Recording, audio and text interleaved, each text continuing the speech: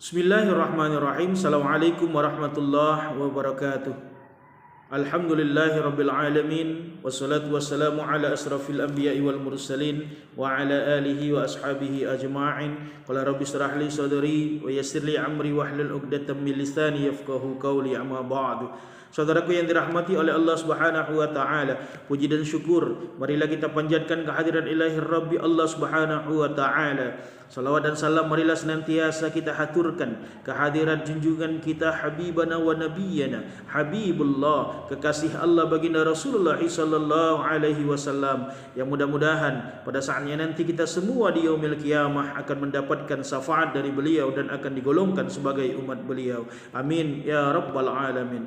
Saudaraku yang dirahmati oleh Allah Subhanahu wa taala, pada kesempatan subuh kali ini kami akan menyampaikan sebuah hadis yang sangat populer, hadis yang diriwayatkan oleh Abi Hurairah radhiyallahu an.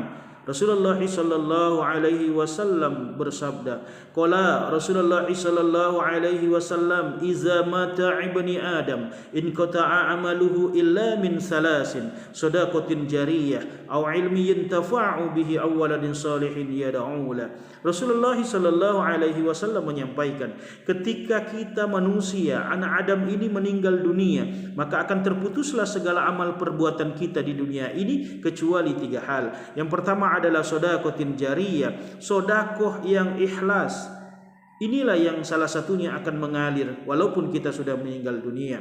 Misalnya kita memberikan infak, kita memberikan sedekah pada pembangunan masjid dan lain sebagainya. Walaupun kita sudah meninggal dunia, walaupun kita sudah menghadap Allah Subhanahu wa taala, tapi masjid yang kita bangun, masjid yang kita sumbang, masjid yang tempat kita bersedekah masih ada, maka amalnya masih akan mengalir kepada kita. Itu yang pertama. Lalu yang kedua, sedekah jariyah aw ilmi yuntafa'u bihi. Yang kedua adalah ilmu yang bermanfaat. Saudaraku yang dirahmati oleh Allah Subhanahu wa taala, ilmu yang bermanfaat itu adalah misalnya seorang guru, seorang kiai, seorang ustadz mengajari santrinya untuk membaca Al-Quran. Walaupun dia sudah meninggal dunia, tetapi santrinya masih membaca Al-Quran, atau bahkan santri yang dia ajari itu mengajarkannya kepada santrinya yang lain, maka pahalanya akan terus mengalir. Inilah multi level marketingnya ibadah kepada Allah Subhanahu wa taala.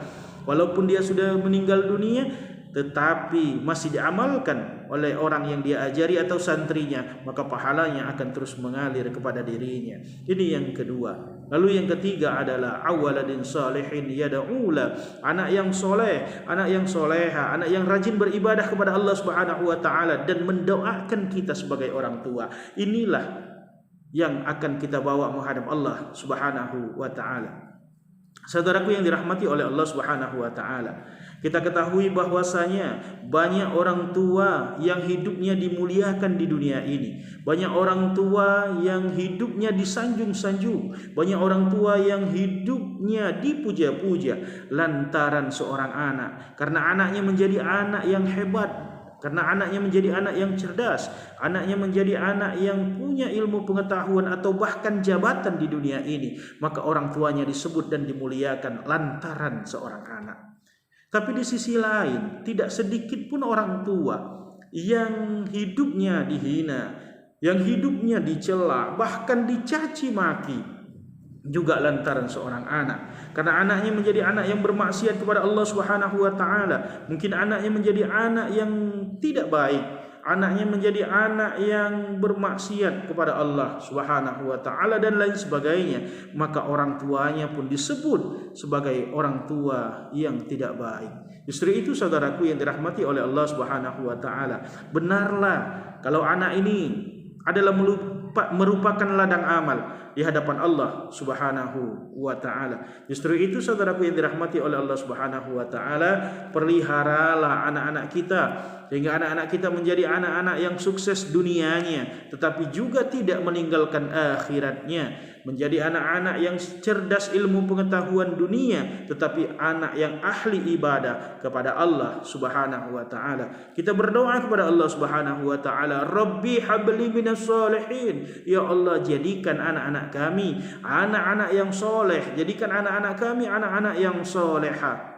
Mudah-mudahan doa kita akan diijabah oleh Allah Subhanahu wa taala, dan kita menjadi orang tua yang beruntung kelak di yaumil qiyamah, karena kita adalah merupakan anak dari orang tua kita, dan mungkin bahkan sampai saat ini kita adalah orang tua dari anak-anak kita.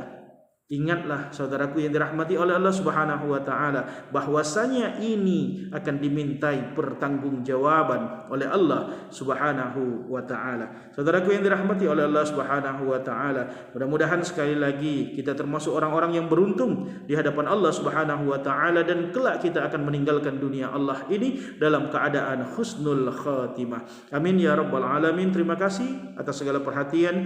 Mohon maaf atas segala kekurangan. Kebenaran itu datangnya dari Allah Subhanahu wa taala, dan kekurangan adalah milik kita hambanya. Amin ya rabbal alamin. Billahi fisabilillah haq fastabiqul khairat. Wassalamu alaikum warahmatullahi wabarakatuh.